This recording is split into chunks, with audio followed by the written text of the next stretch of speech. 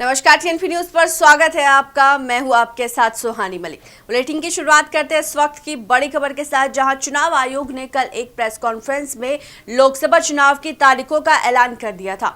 देश भर में 19 अप्रैल से 1 जून के बीच 7 चरणों में लोकसभा चुनाव होंगे। चुनावों की तारीखों की घोषणा होते ही पूरे देश में आचार संहिता लागू हो गई है, जिसके बाद चुनाव आयोग भी सक्रिय हो गया है। फिलहाल देश भर में राजनीतिक पोस्टर लगाने और दीवारों पर पेंट किए जाने को लेकर कार्रवाई करना शुरू हो गया है। निर्वाचन आयोग के आदेश पर देश भर के सभी जिलों से राज्यों में पोस्टर उतरवाना शुरू हो गया है। कोई भी पोस्टर अगर राजनीतिक दलों से ताल्लुक रखता है तो उसको प्रशासन के जरिए हटाया जा सकता है। देश में आचार संहिता लागू होने के बाद अगर कोई भी राजनीतिक पार्टी या उसका कोई भी उम्मीदवार अगर अपना पोस्टर लगाना चाहता है तो उसे स्थानीय जिला निर्वाचन कार्यालय से मंजूरी लेनी होगी, और यदि कोई भी निर्वाचन आयोग के खिलाफ जाकर पोस्टर लगाने का या दीवार पर पेंट करवाने का काम करता है तो उस पर कार्रवाई की जाएगी। बता दें कि देश भर में चुनाव की तारीखों की घोषणा से आचार संहिता को लागू किया गया है और ये चुनाव प्रक्रिया के पूर्ण होने तक लागू रहेगी। लोकसभा चुनाव के दौरान आचार संहिता पूरे देश में, जबकि विधानसभा चुनावों के दौरान पूरे राज्यों में लागू होती है।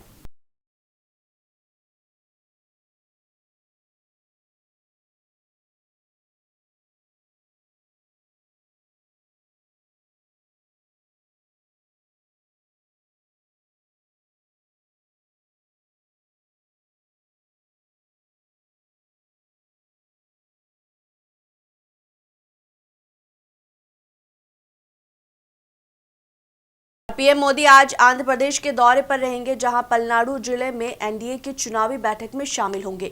पीएम मोदी साथ ही गुंटूर में टीडीपी और बीजेपी और जन सेवा की साझा रैली को संबोधित भी करेंगे। बता दें कि 2024 के चुनाव के लिए आंध्र प्रदेश में पहली एनडीए चुनावी बैठक होगी।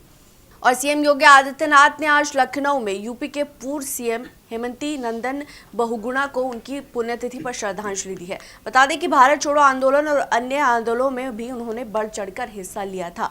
स्वतंत्र भारत में अनेक सामाजिक राजनीतिक गतिविधियों के साथ जुड़ते हुए प्रदेश के मुख्यमंत्री के रूप में उन्होंने अपना योग्य और तेजस्वी नेतृत्व दिया था। गोवा के मुख्यमंत्री प्रमोद सावंत ने मनोहर पार्रिकर के स्मृति स्थल पर गोवा के पूर्व मुख्यमंत्री स्वर्गीय मनोहर पार्रिकर को उनकी पुण्यतिथि पर श्रद्धांजलि अर्पित की है।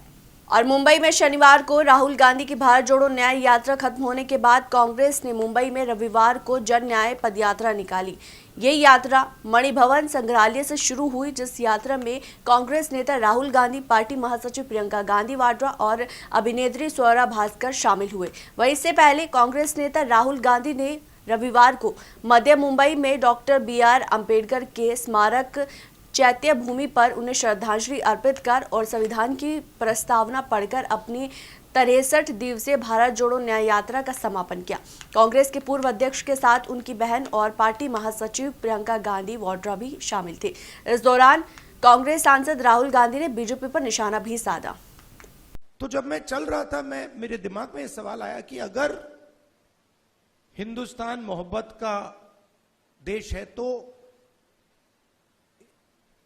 इसमें नफरत क्यों फैल रही है? क्योंकि इतना आसान नहीं होना चाहिए नफरत को फैलाना। हम कहते हैं बीजेपी नफरत फैलाती है, बट कोई ना कोई फाउंडेशन तो होगा, कोई ना कोई बेसिस तो होगी इस नफरत की। तो ये सवाल मेरे दिमाग में था और आस्ते आस्ते मुझे बात समझ आने लगी कि नफरत का कारण अन्याय है, कि ये देश में गरीबों के साथ, किसानों के साथ, दलितों के साथ, महिलाओं के साथ, युवाओं के साथ, सबके साथ हर रोज अन्याय होता रहता है। दिल्ली के मुख्यमंत्री अरविंद केजरीवाल को शराब नीति घोटाले मामले में ईडी ने 9वां समन जारी किया है। केजरीवाल को शनिवार को दिल्ली की राउज एवेन्यू कोर्ट ने जमानत दी थी, जिसके बाद दूसरे ही दिन जांच एजेंसियों ने एक और समन भेज दिया है, जिसमें ईडी ने केजरीवाल को 21 मार्च को पूछताछ के लिए पेश होने के लिए कहा है।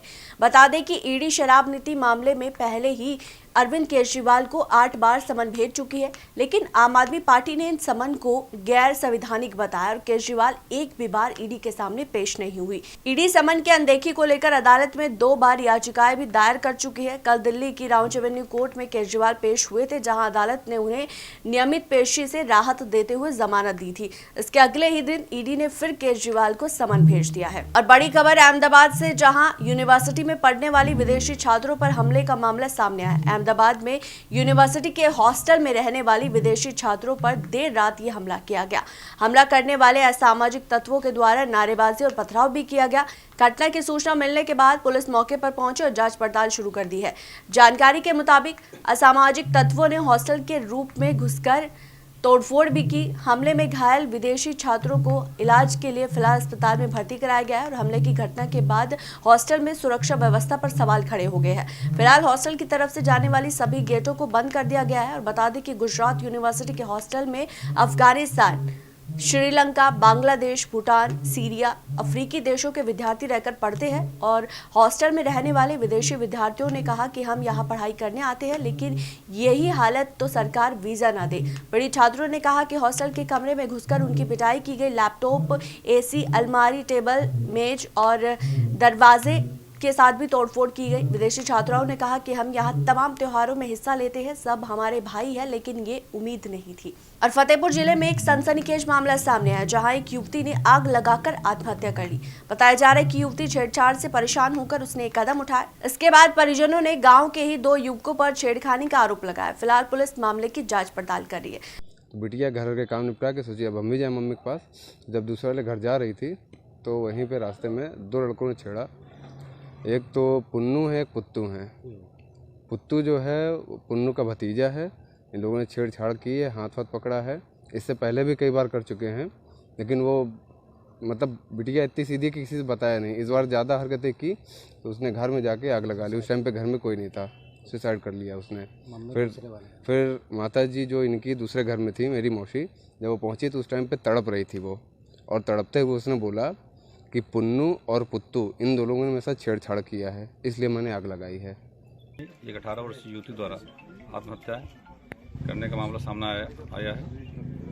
परिजनों द्वारा आरोप लगाया जा रहा है कि उनके घर के सामने रहने वाले 2 युवकों द्वारा जो है आपसी विवाद के दौरान लड़की का हाथ पकड़ा गया था, छेड़खानी की गई थी। घटनास्थल का निरीक्षण उच्च अधिकारियों द्वारा किया जा रहा है। मौके पर field unit, SOG, surveillance team, सभी उच्च अधिकारी मौके पर हैं। घटना की गहराई से छानबीन की जा रही है, सभी बिंदुओं पर जांच पड़ताल की जा रही है और सब विधिक कार्रवाई कराई जा रही है। तो फिलहाल मेरे साथ इस बुलेटिन में इतना ही। देश और दुनिया की बाकी तमाम खबरों के लिए बने रही टीएनपी न्यूज के साथ। नमस्कार।